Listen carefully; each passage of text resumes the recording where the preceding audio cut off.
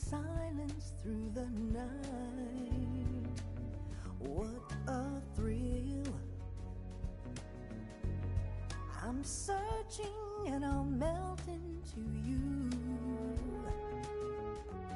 What a fear in my heart, but you're so supreme. I give my life, not for honor, but for you. In my time, there'll be no one else.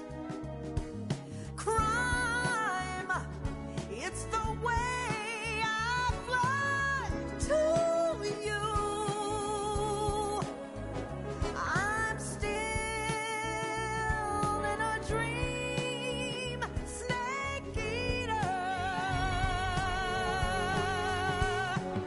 Someday you go through the rain, and someday you'll feed on a tree frog. This ordeal, the trial to survive, for the day we see new life. I give my life, not for honor, but for you. In my time, there'll be no one else. Crime, it's the way I fly to you. I'm still in a dream, snake eater.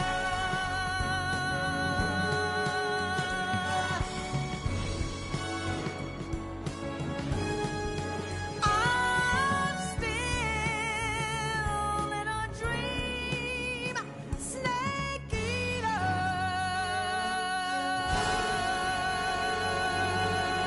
Snake eater.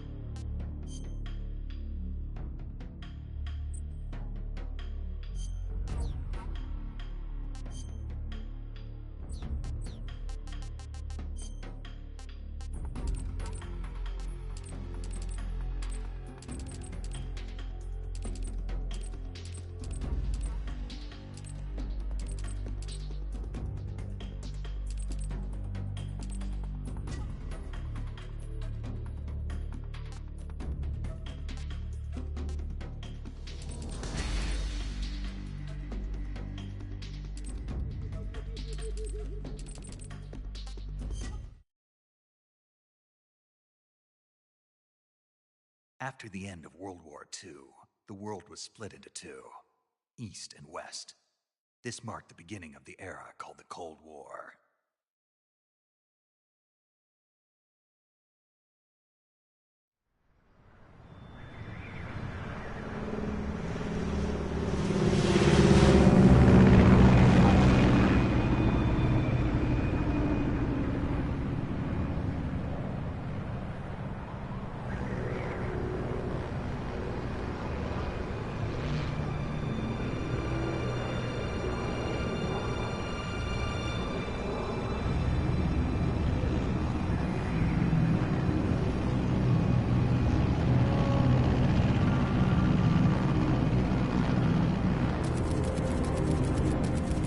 Flying over Pakistan, altitude 30,000 feet.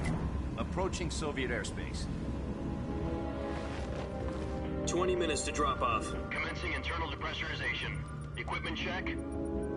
Arm main parachute. All right. You ready to go? Drop zone still showing a high pressure mass.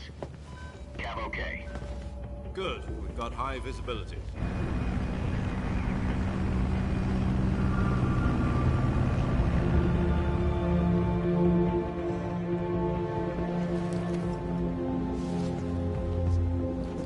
Put out that cigar.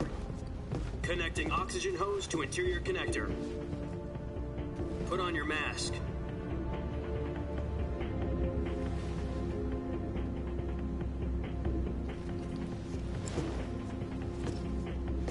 Does this panty waste know what he's doing?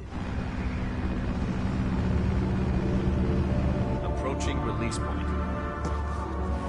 10 minutes to drop off. Hey, are you deaf? He said put out the cigar and put on your mask.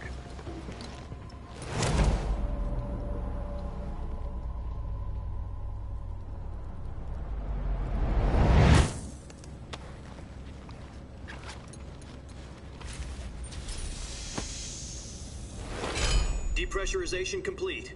Checking oxygen supply. 6 minutes to drop off. Opening rear hatch.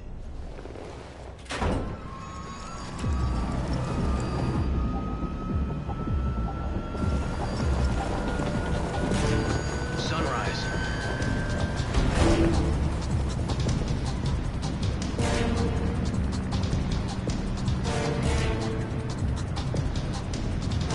External temperature minus 46 degrees Celsius.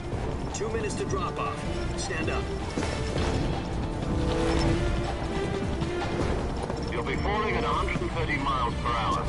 Try not to get frostbite from the wind chill. 1 minute to drop off. Move to the rear.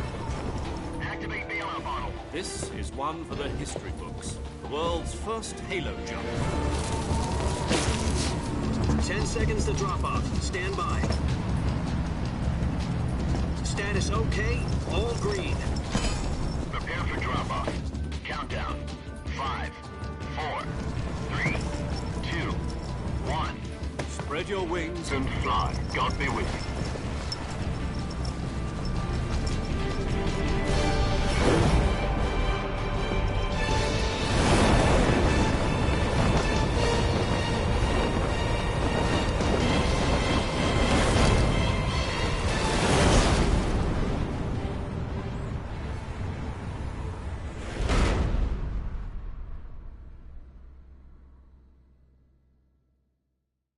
Jack, I've got some important news. The head of the CIA has finally given us the green light for the virtuous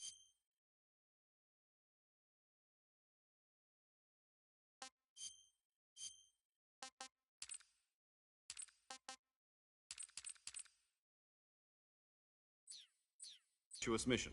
Virtual mission? No, the virtuous mission. The future of our Fox unit depends on it. If it succeeds, we'll be officially organized into a unit. Virtuous mission? Sounds like some kind of initiation ritual. You know, don't get cocky. This isn't a training op. Right. So what exactly is this wonderful mission? Well, about 2 years ago, a certain Soviet scientist requested asylum in the West through one of our moles. His name is Nick.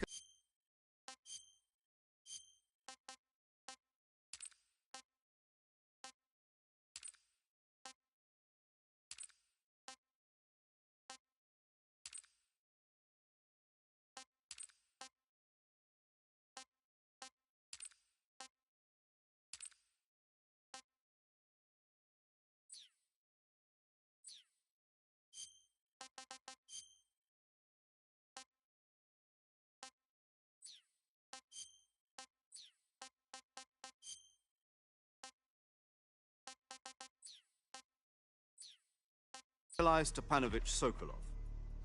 He's head of the OKB 754 Design Bureau, one of the Soviets' top-secret weapon research facilities, and the East's foremost expert on weapons development. Sokolov? Isn't he that famous rocket scientist? The very same. On April the 12th, 1961, the Soviets achieved the first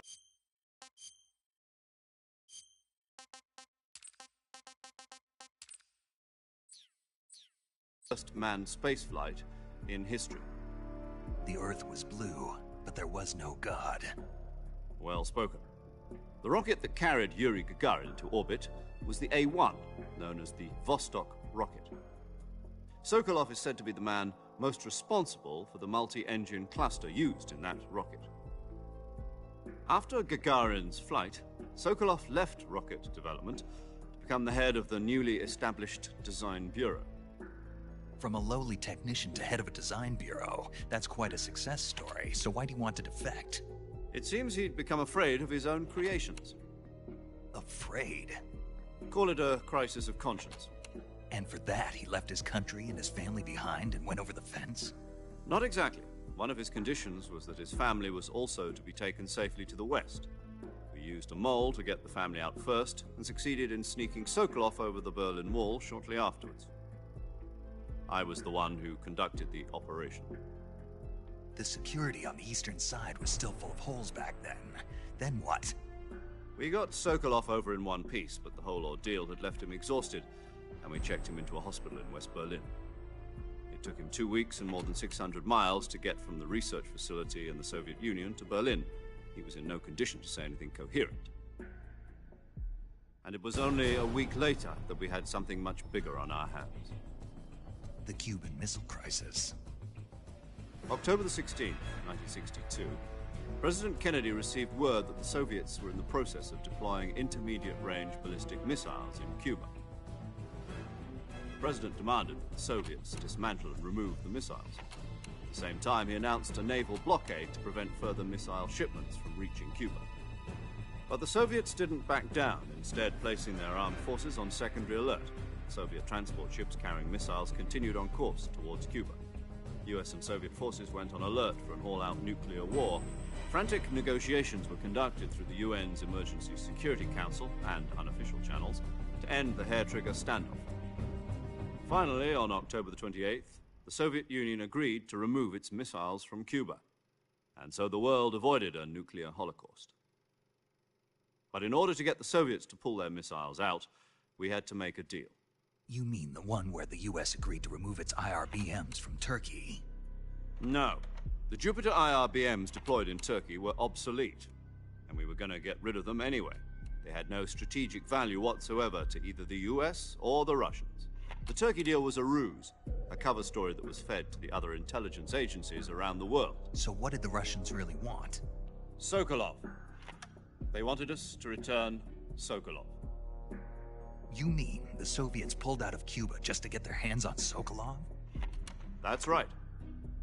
What the hell was he working on? At the time, we had no idea.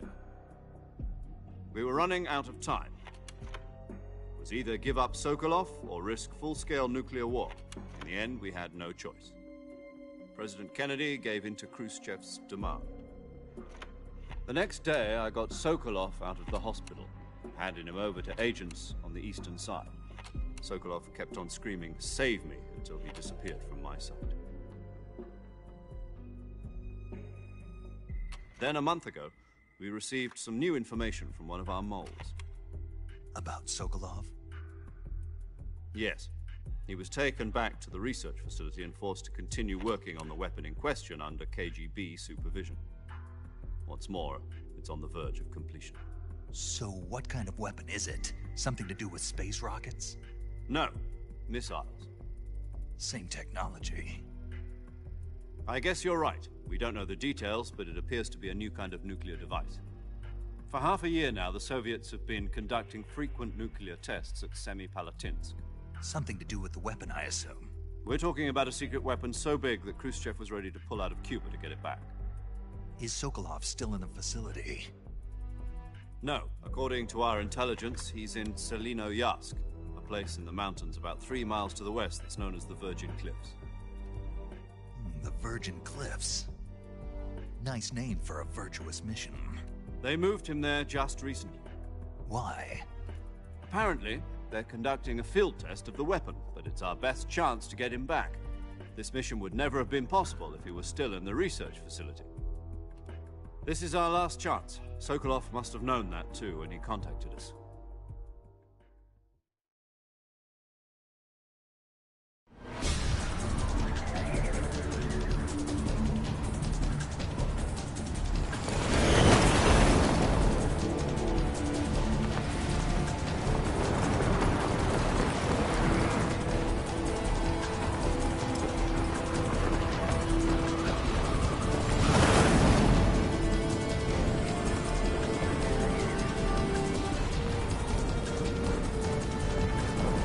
Listen up, Jack. Your mission is to infiltrate Selino-Yarsk in the Soviet mountains, ensure the safety of Sokolov, and bring him back to the West.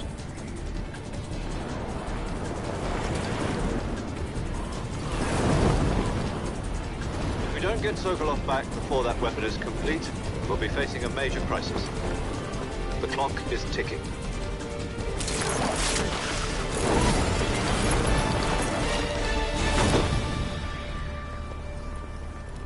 Once we've confirmed the rescue of Sokolov, stand by at the recovery point.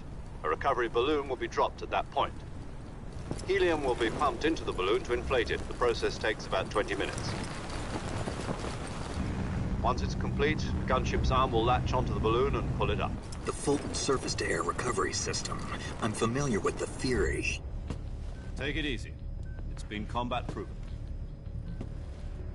Do you think Sokolov is up to it? The shock will be less than during a parachute jump, and the arm can handle up to 500 pounds. So you're planning on going over the border in a single combat Talon? She's equipped with two 6-barrel 20mm Vulcan cannons, as well as two 40mm machine guns. Sounds like she could hold her own against a battalion of tanks. Even with the fuel in the reserve tank, we're facing a 4-hour time limit. If all goes well, it shouldn't take more than a few hours. Home in time for dinner. But if anything goes wrong, you'll be eating dinner, breakfast, and all the rest of your meals in the jungle.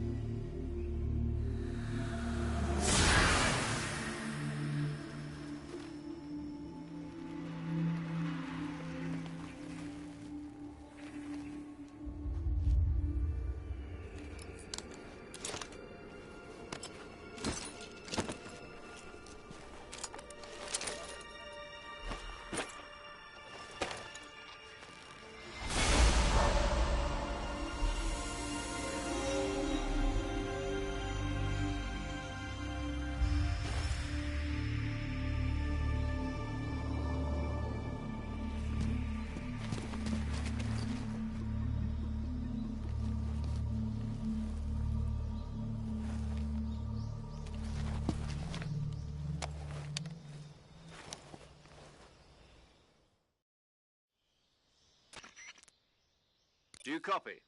You're already in enemy territory, and somebody might be listening in. From here on out, we'll be using code names to refer to each other.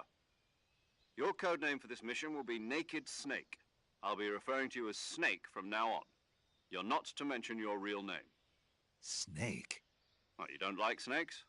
What do you mean? Well, you've eaten one before, haven't you? In survival training. I'm glad to hear that. I don't know if I'd ever order one in a restaurant, but... Be careful, you might not have a choice. What about you, Major? What should I call you? Let's see. I'll be Tom.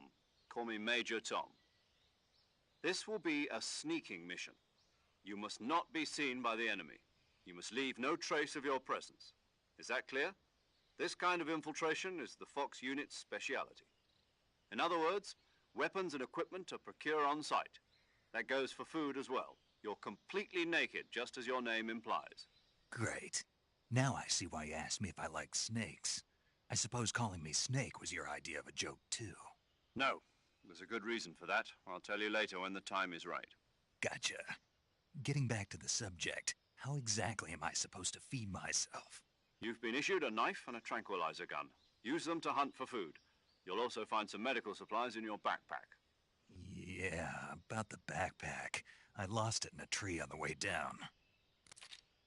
I see. Well, you'd better go back and get it then. You know where it is?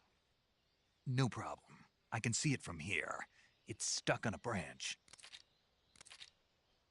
To climb a tree, stand in front of a tree that's covered in ivy and press the action button. I'll be monitoring your progress over the radio.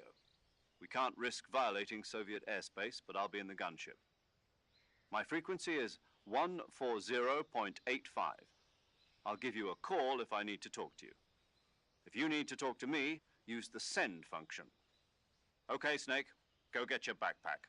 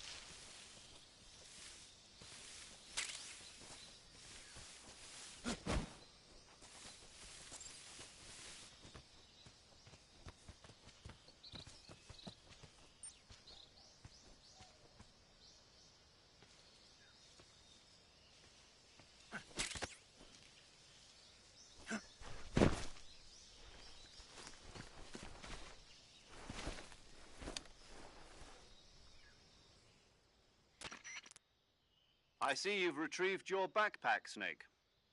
To equip a weapon, it's necessary to take it out of your backpack. In the survival viewer, choose Weapon from the backpack. Your available weapons will be displayed in a list on the screen.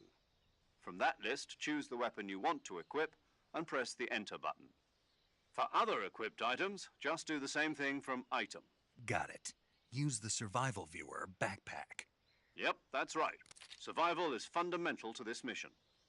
After you've been out in the field for a while, your stamina will start to drop. If your stamina gets too low, it'll affect your performance. You won't be able to shoot accurately, for example, and your wounds won't heal as smoothly. Keep an eye on your stamina so you don't run out. To recover lost stamina, you can hunt for local flora and fauna. You can use either your tranquilizer gun or your knife to hunt. My only weapon is a Mark 22 Hush Puppy tranquilizer gun? That's right. It's been fitted with its own suppressor.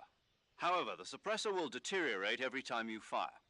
Once its durability reaches 0, the noise suppression effect will be gone. So don't get too trigger-happy with it. The suppressor's durability is shown in the icon. Any weapons and equipment beyond what you're carrying now, you'll have to find as you go. I have to find my own weapons and equipment? Whose crazy idea was this anyway? Solo covert actions are standard Fox operating procedure. You can't leave any traces of your presence.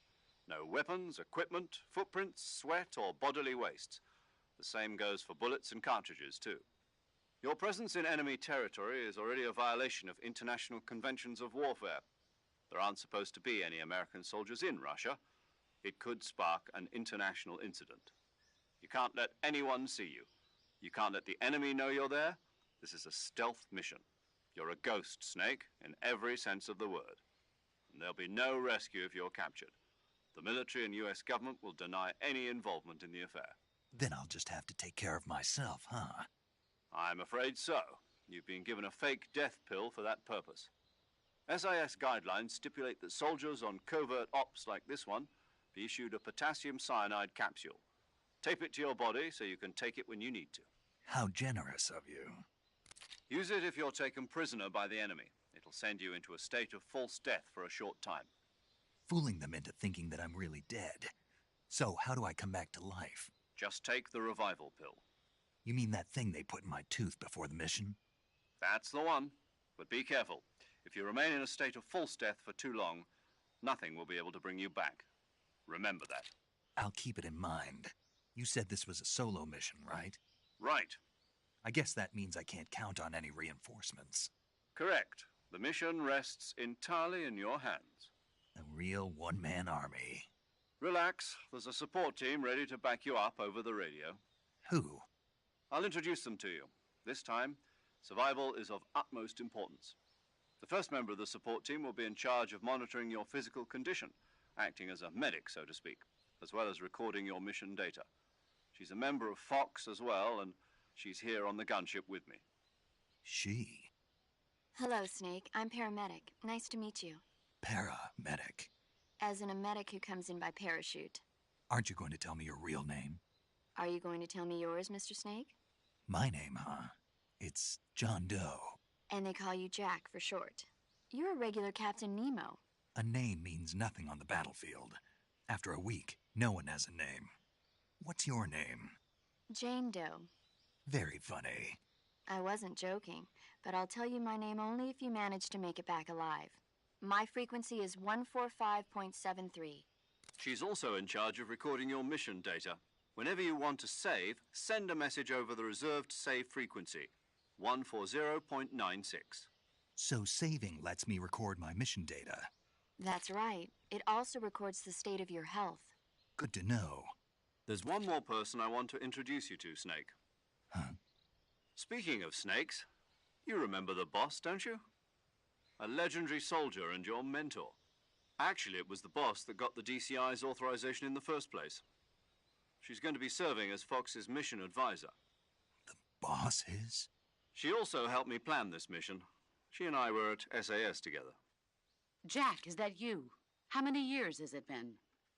Boss? That's right. It's me. Oh. Talk to me. Let me hear your voice. It's been 5 years, 72 days, and 18 hours. You've lost weight. You can tell just by the sound of my voice. Of course I can. I know all about you. Really? Well, I don't know anything about you. What's that supposed to mean? Why'd you disappear on me all of a sudden? I was on a top-secret mission. You didn't need me anymore. But there were still so many things I wanted you to teach me. No, I taught you everything you needed to know about fighting techniques. I taught you all I could. The rest you needed to learn on your own. Techniques, sure. But what about how to think like a soldier? How to think like a soldier? I can't teach you that. A soldier needs to be strong in spirit, body, and technique. And the only thing you can learn from someone else is technique. In fact, technique doesn't even matter. What's most important is spirit. Spirit and body are like two sides of a single coin. They're the same thing. I can't teach you how to think. You'll just have to figure it out for yourself. Listen to me, Jack. Just because soldiers are on the same side right now doesn't mean they always will be. Having personal feelings about your comrades is one of the worst sins you can commit. Politics determine who you face on the battlefield. And politics are a living thing. They change along with the times. Yesterday's good might be tomorrow's evil. Is that why you abandoned me? No, it had nothing to do with you. I already told you, Jack. I was on a top-secret mission. A soldier has to follow whatever orders he's given. It's not his place to question why. But you're looking for a reason to fight. You're a natural-born fighter, but you're not quite a soldier. A soldier is a political tool, nothing more. That's doubly true if he's a career soldier. Right and wrong have no place in his mission. He has no enemies and no friends. Only the mission. You follow the orders you're given. That's what being a soldier is. I do whatever I have to get the job done. I don't think about politics. That's not the same thing. Sooner or later, your conscience is going to bother you. In the end, you have to choose whether you're going to live as a soldier or just another man with a gun. There's a saying in the Orient, loyalty to the end. Do you know what it means? Being patriotic. It means devoting yourself to your country. I follow the president and the top brass. I'm ready to die for them if necessary. The president and the top brass won't be there forever. Once their terms are up, others will take their place. I follow the will of the leader, no matter who's in charge. People aren't the ones who dictate the missions. Then who does? The times. People's values change over time, and so do the leaders of a country. So there's no such thing as an enemy in absolute terms. The enemies we fight are only enemies in relative terms, constantly changing with the times. As long as we have loyalty to the end, there's no point in believing in anything, even in those we love. And that's the way a soldier's supposed to think? The only thing we can believe in with absolute certainty is the mission, Jack. All right, but do me a favor. What is it? Call me Snake. Snake? Oh, right. Your code name is Snake. It suits you well. That's right. The legendary unit that the boss put together during World War II was a snake. The Cobra unit, a group of heroes that brought the war to an end and saved the world. As long as you've got a legendary hero backing you up, you'll be fine. Isn't that right, Snake? Yeah, I can't think of anyone else I'd rather have with me. Oh, and one more thing, boss. Yes? It's good to hear your voice again. Same here. After all, who knows if either of us will make it out alive? Snake, you are always best at urban warfare and infiltrating buildings. But this is the jungle. Survival is going to be key. Those CQC techniques I taught you are sure to come in handy. CQC? Close quarters combat, huh? I've been in the Green Berets for the past few years. I'm probably pretty rusty. Not to worry. I'll be here to help you remember. After all, this is your first actual survival mission. I'll be supporting you over the radio. Where are you, boss? Next to the Major? The boss is communicating with us by radio from aboard a Permit-class submarine in the Arctic Ocean. My frequency is 141.80. Call me if you need my advice on battle techniques. Gotcha. Your mission is to retrieve Dr. Sokolov. Dr. Sokolov is being held in an abandoned factory located to the north of your current position. Avoid heavy combat and don't let anyone see you. Don't forget that this is a stealth mission. Snake, try to remember some of the basics of CQC.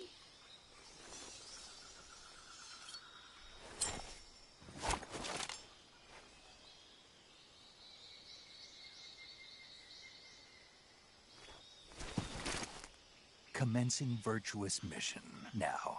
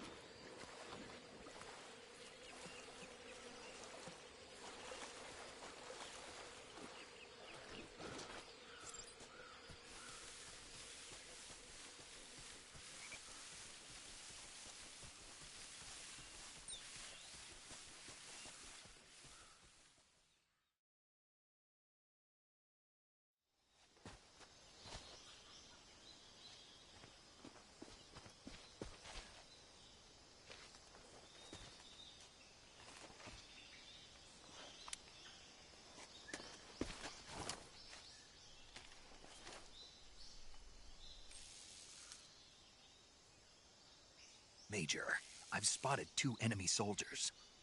They're probably KGB troops sent to guard Sokolov. AK-47s and grenades.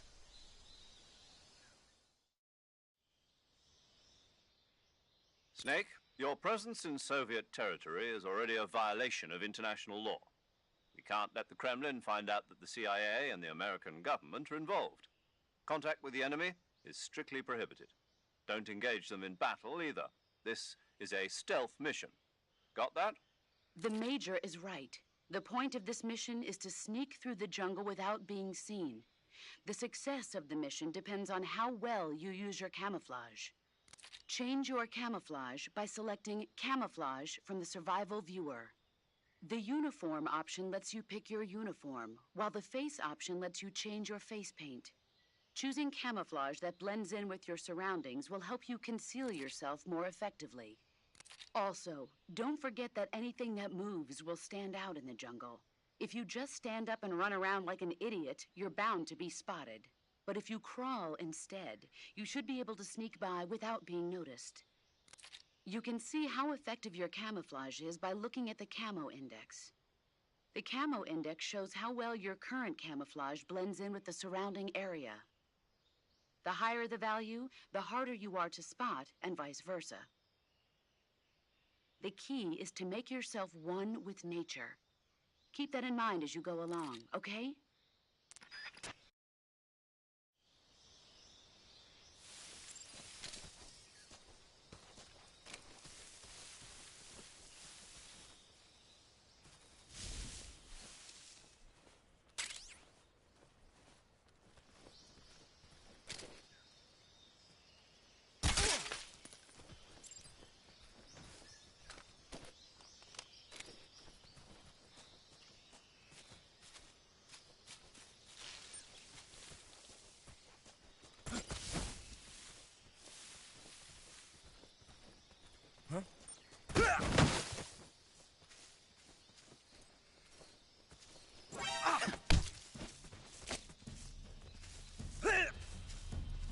Speak.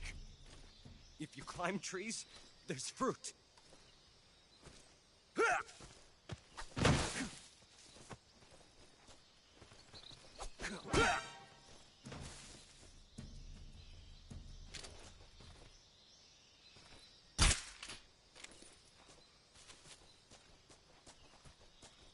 Huh? Who was that? What was that?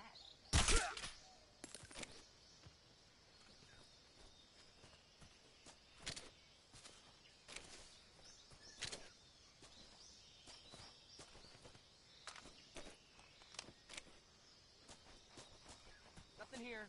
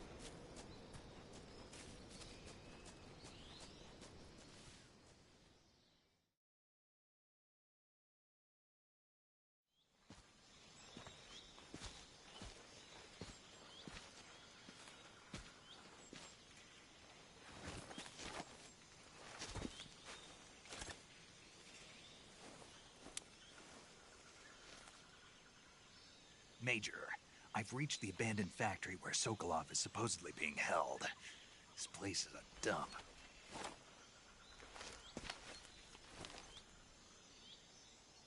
I can't see Sokolov from here. The security is pretty tight. There are sentries posted around the perimeter. I wonder how many are inside.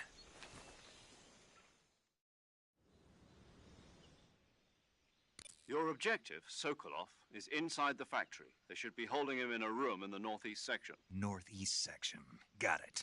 Be careful. Your mission is to bring Sokolov back alive. He must not be exposed to any kind of danger. Do not approach Sokolov while in the alert phase. Right. Oh, and one more thing, Snake. You mean there's more? No, it's just that when you get to Sokolov, I want you to tell him something from me. And that is? Sorry for being so late. Is that all? Yes. Understood. Beginning my approach to the target.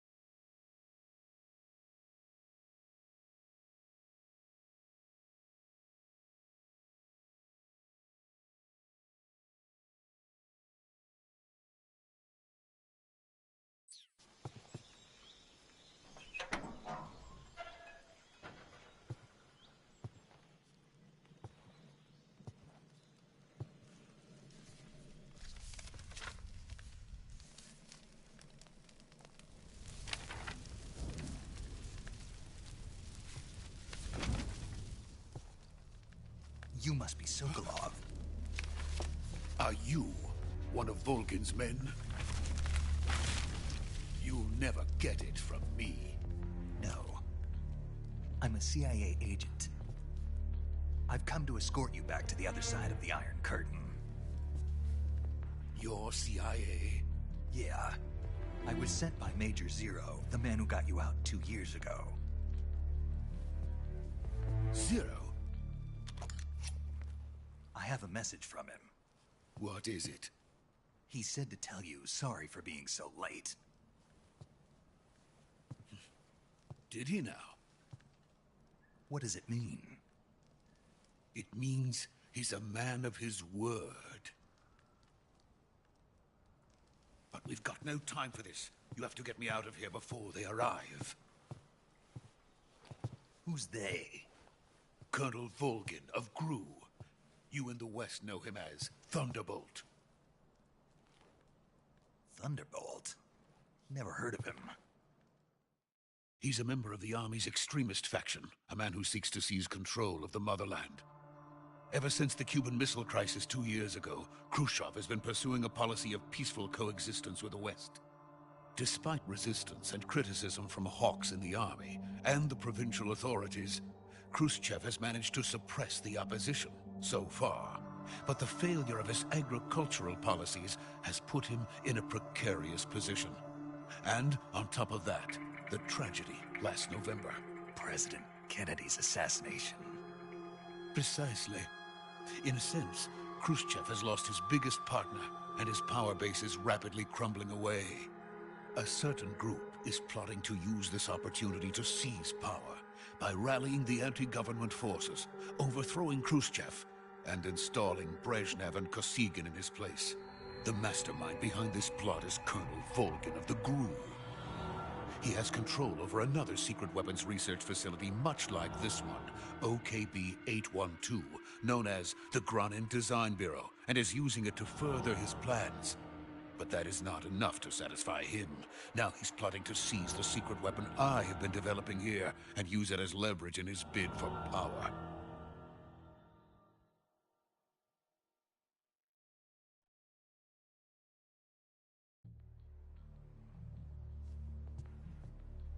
The intelligence says that they are going to make their move during the test. Then, the soldiers outside. Exactly.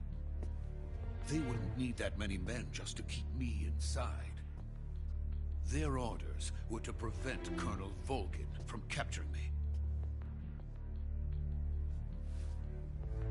Even if it meant killing me in the process, or so it would seem.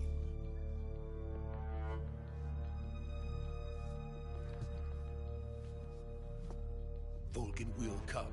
I'm sure of it. You must get me out of here before then.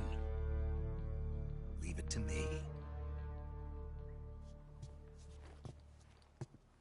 By the way, your Russian is superb. Where did you learn to speak it? From my mentor. Is that so? America is truly a frightening country. Having second thoughts? No. I have no love for this place. Let's go.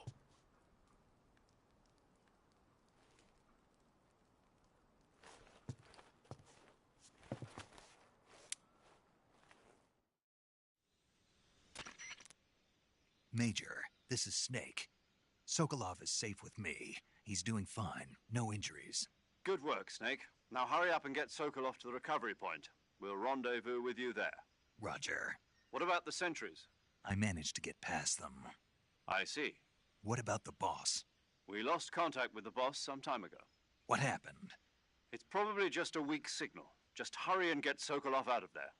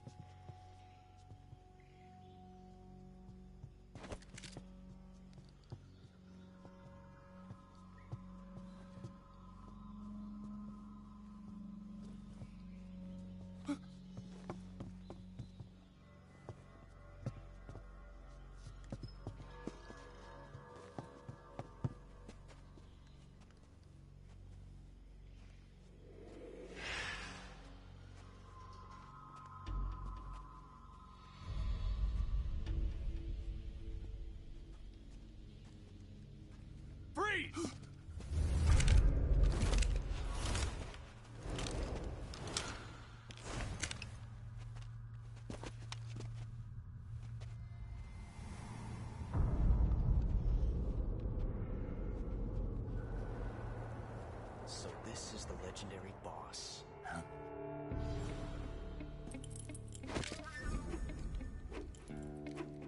Huh?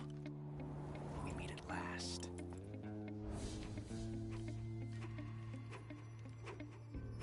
You're from the Ocelot unit of Spetsnaz.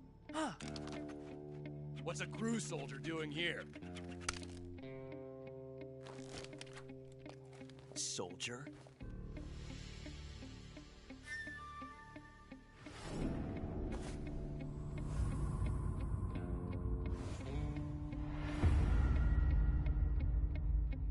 He's the Ocelot commander. Ha! That's Major Ocelot to you. Don't you forget it.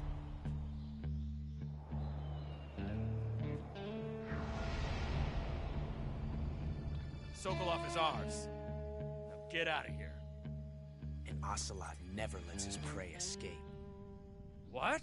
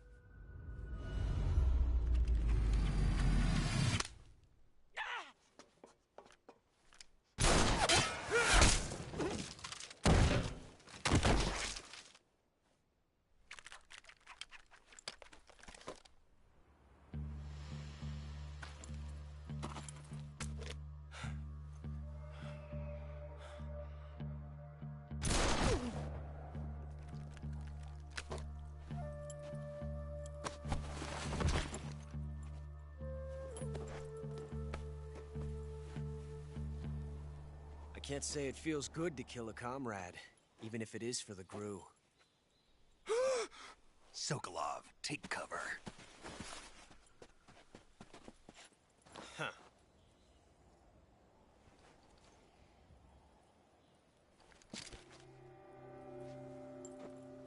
Huh.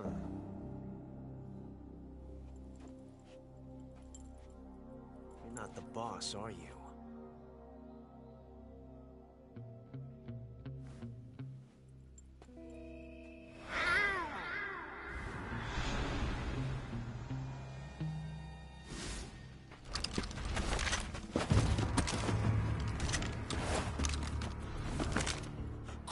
Operatives?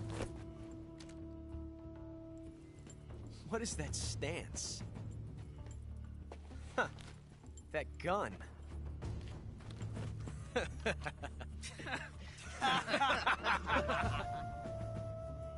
If you're not the boss, then die.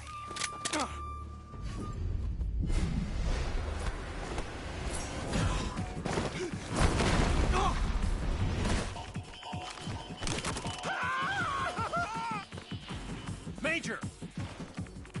Leave it! Shoot the other one!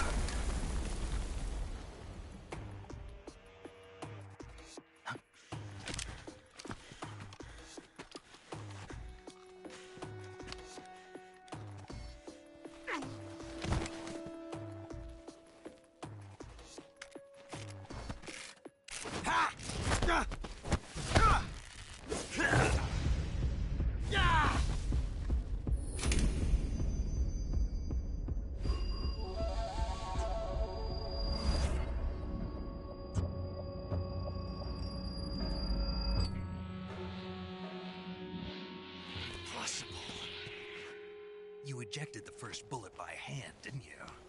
I see what you were trying to do. But testing a technique you've only heard about in the middle of battle wasn't very smart. You were asking to have your gun jam on you. Besides, I don't think you're cut out for an automatic in the first place. you tend to twist your elbow to absorb the recoil. That's more of a revolver technique. You filthy American dog!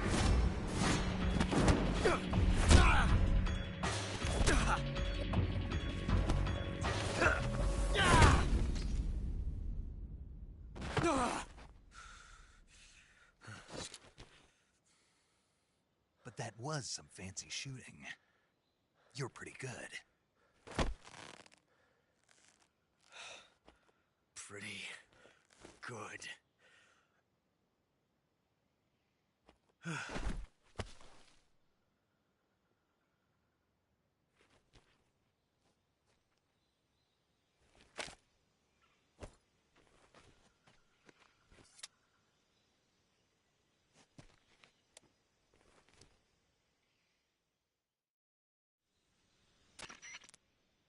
Major, do you read me? I read you. Snake, you all right? I've run into a few snags. These guys were after Sokolov, too. Apparently they were taking orders from a GRU colonel named Volgan. A GRU colonel? Part of an internal Soviet power struggle, according to Sokolov. Something between the KGB and GRU. Between Khrushchev's supporters and Volgan's. Sokolov was being guarded by the KGB and hunted by GRU? Snake, it sounds like this could be even hotter than Cuba. I don't like it. Something about the whole thing stinks. I agree. You'd better hurry. Sokolov ran off by himself, but I'll catch up to him. We're counting on you.